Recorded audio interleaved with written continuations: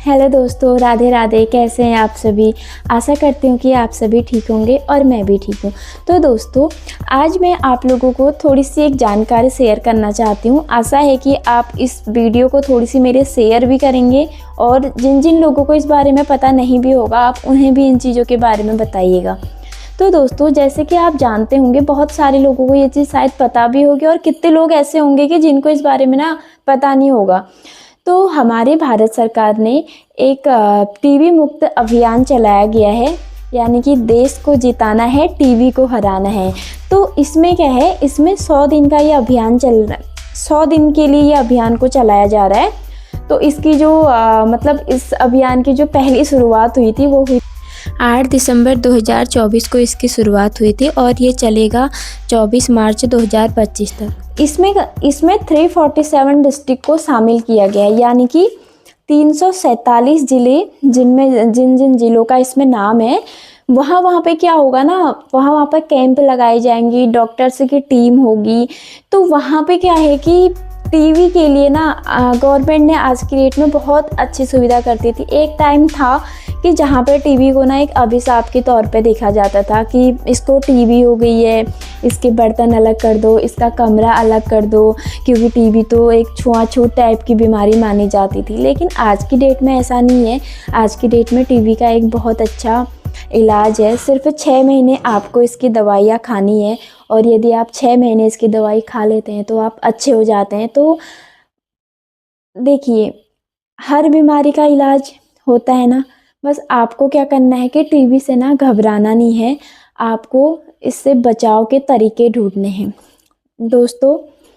तो इस कैंप में क्या है कि आप लोगों की ना निःशुल्क में जांच होगी, जैसे बलगम की जांच हो गई, एक्सरा होगा आप लोगों का। तो इसमें जो स्कैनिंग की प्रक्रिया है वो क्या है कि जैसे हो सकता है कि किसी के फैमिली मेम्बर को आज की डेट में टीबी हो और वो उसका इलाज चल रहा हो, तो उनके फैमिली मेम्बर्स को ये लग रहा होगा कि कहीं इनसे टीबी हमें तो नहीं। टीबी जो है 2 प्रकार की होती है। एक होती है पल्मोनरी टीबी, दूसरी होती है एक्स्ट्रा पल्मोनरी। तो जो पल्मोनरी टीबी होती है उसमें ज़्यादातर चांस रहता है कि वो टीबी एकदम से फैलती है, क्योंकि वो फेफड़ों की टीबी होती है।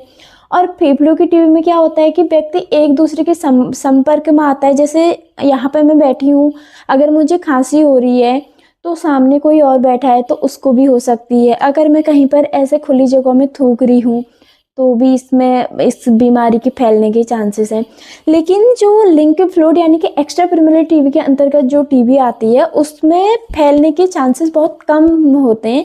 लेकिन फिर भी जिनके घर में बच्चे हैं उनको थोड़ी बहुत फिर भी 1-2 महीने अगर आप लोग मास्क लगा ही लेंगे तो कोई दिक्कत नहीं है, लेकिन वैसे फैलती नहीं है। क्योंकि मैं खुद एक टीबी चैम्पियन हूँ, मुझे भी कुछ टाइम पहले टीबी हुआ था। मैंने इस बीमारी से बहुत ज़्यादा सर्वाइव किया।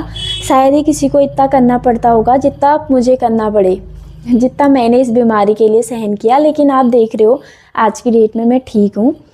तो देखो, आप लोगों को क्या करना है कि जैसे किसी व्यक्ति को 1 हफ्ते से ज़्यादा खांसी हो रही हो और रात को पसीना आ रहा हो, बुखार आ रहा हो, या आपको ज़्यादा ही थकान लग रही हो, या फिर आपको लग रहा है कि मेरा तो वज़न दिन प्रतिदिन घटता जा रहा है, तो ये जो मैंने 4-5 सिम्टम्स बताए ये होते हैं टीबी बीमारी के अंतर्गत। हो सकता है किसी को और चीज़ें भी हो, लेकिन जो नॉर्मली लक्षण होते हैं टीबी के वो यही होते हैं कि सांस का फूलना हो गया। तो अगर आप सभी दोस्तों को इस अभियान के बारे में, जिन दोस्तों को नहीं पता है, आप लोग मेरी इस वीडियो को देखिए और पता करिए कि आप लोगों की वहाँ पर कब इसका कैंप लगने वाला है। आप जाइए, आपके अगल बगल जिन लोगों को भी नहीं पता है आप उनको भी इस बारे में जानकारी दीजिए। क्योंकि जब भारत सरकार इतना सब कुछ हम लोगों के लिए कर रही है तो थोड़ी बहुत तो हम लोगों का भी एक फ़र्ज बनता ही है ना कि हम थोड़ी उनका साथ तो दे ही सकते हैं। क्योंकि मैं खुद की आज की डेट में मैं एक डॉट प्रोवाइडर के तौर पे हल्द्वानी बेस हॉस्पिटल से जुड़ी हुई हूँ और मैं उन लोगों को मेडिसिन प्रोवाइड कराती हूँ घर घर जाके। जैसे कुछ बुजुर्ग लोग होते हैं कि वो लोग नहीं जा पाते हैं दवाई लेने के लिए, उनको 15 दिन में हॉस्पिटल जाना होता है, नहीं होती हैं। कितने लोग ऐसे होते हैं नहीं जाना चाहते हैं या कुछ होता है। तो मतलब जो भी इसके तहत आते हैं ना, कि हमें हॉस्पिटल आने में नहीं आ पा रहे हैं हम लोग, या फिर हमारा यहाँ से वहाँ दूर हो जाता है, जो भी है। तो आज के टाइम पे ना भारत सरकार ने इसके लिए टीवी चैंपियंस को रखा है, ताकि वो लोग लोगों से मिले, उनसे पूछे और उनको ना घर घर जाके दवाई दे। मैं खुद इस काम को करती हूँ, मैं खुद जाती हूँ हर 15 दिन में। मैं मेरे पास अभी जितने भी पेशेंट हैं मैं उनको वहाँ जाके दवाई दे देती हूँ। बाकी जब भी उनका चेकअप करना होता है तो उनको मैं खुद वहाँ बोलती हूँ कि हॉस्पिटल जाइए। बाकी दोस्तों, जिन लोगों को फैलने वाली टीबी है ना, उनको ना आप एक बंद कमरे में ना रखते हुए थोड़ी सी खुले हवा वाले कमरे में रखिए, जिसमें थोड़ी खिड़कियाँ वगैरह हो। क्योंकि एकदम बंद कमरे में अगर आप पेशेंट को रखोगे ना, तो उससे क्या है कि आप लोग जितने भी उनके साथ में रहते हो ना, उनको भी इस बीमारी के होने की संभावना है। तो इसलिए, और हो सके तो जैसे रात की टाइम पे तो ठीक है, आप उनको वैसे कमरे में रख रहे हो, दिन के टाइम पे ना उनको खुले में बैठाइए, उनको एक मास्क पहनाइए। जहाँ जैसे अगर ठंडे के दिन है तो आप धूप में बैठा दीजिए, या अगर गर्मियों के दिन भी हैं तो आप उनको ना छाया में बैठाइए, मतलब खुले में बैठाने की कोशिश कीजिए पेशेंट को।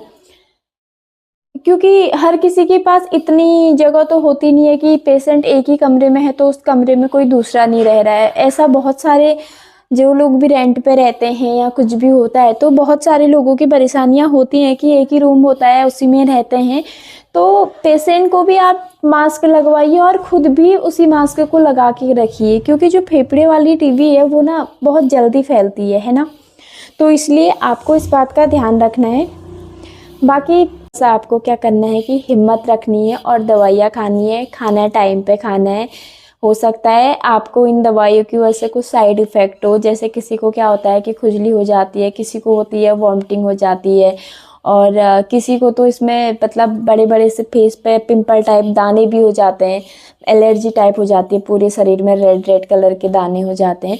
तो ये सारी एक दवाई का ही साइड इफ़ेक्ट होता है। आप जाके अपने डॉक्टर के साथ मिलिए, उनसे उन्हें बताइए कि मुझे इससे ये हो रहा है, इसका साइड इफ़ेक्ट ये हो रहा है, तो वो उस चीज़ के लिए भी आपको दवाई देंगे, है ना। जैसे खुजली हो रही है तो वो आप लोगों को एक दो मतलब 1 हफ्ते की नॉर्मली अगर खुजली की टैबलेट दे देते हैं, उसके बाद आप उस दवाई को कंटिन्यू करते हैं तो फिर ठीक हो जाता है। और टीबी थोड़ी, कुछ लोग क्या होते हैं कमज़ोर भी होते हैं लोग, तो नहीं हो पाता है उनसे, दवाई सहन नहीं हो पाती है शरीर में, तो उनको उल्टियाँ भी होती हैं। खुद मैं इस चीज़ से बहुत परेशान रही थी।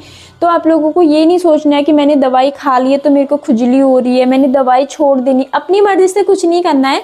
आप दवाई खाइए और जाइए आप डॉक्टर के पास, उनसे पूछिए कि सर मुझे ऐसा हो रहा है, तो वो आप लोगों को बताएंगे कि आप लोगों को इसके बाद से क्या करना है। वो या तो आपको क्या करेंगे कि थोड़ी सी कम mg की दवाई देना शुरू करेंगे, या फिर उस जो भी आपको तकलीफ़ हो रही है फिर उसके लिए भी आपको कुछ दवाई देंगे। तो आशा करती हूँ कि मेरी ये वीडियो से आप लोगों को थोड़ी बहुत कुछ जानकारी ज़रूर मिली होगी। तब तक के लिए इस वीडियो को मैं यहीं पर समाप्त करती हूँ।